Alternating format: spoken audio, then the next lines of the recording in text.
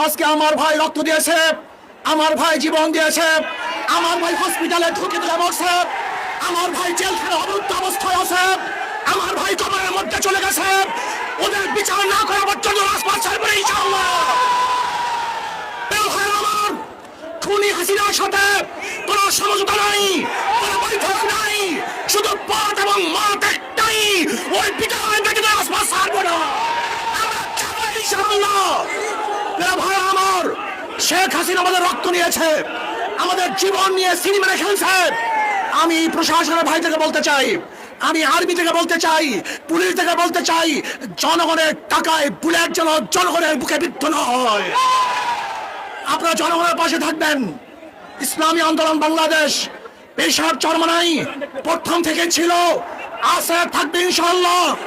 যতদিন পর্যন্ত শেখ হাসিনার পদত্যাগ না হবে ততদিন পর্যন্ত রাজপথ ছাড়বে ইনশাআল্লাহ।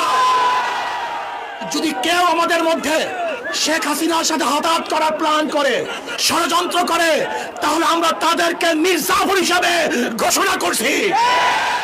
শেখ হাসিনার সাথে কোনো বৈঠক নেই, কোনো আলোচনা নেই, শুধু দাবি একটা, দাওয়া একটা, ওই গণভবন দখল করতে হবে। জনগণের গণভবন জনগণের কাছে ফিরিয়ে দিতে হবে ইনশাআল্লাহ। রাজি আছে ইনশাআল্লাহ। আমরা জীবন দেব, রক্ত দেব, রাজপথ ছাড়ব না। শেখ হাসিনা উদ্ধার করেই ছাড়বে ইনশাআল্লাহ। এক দফা, এক দাবি, শেখ হাসিনা কবে যাবি? এক দফা, এক দাবি, শেখ হাসিনা কবে যাবি? শেখ হাসিনা এখন যাবি।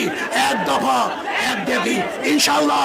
আন্দোলন চলছে, চলবে, চলতে থাকবে।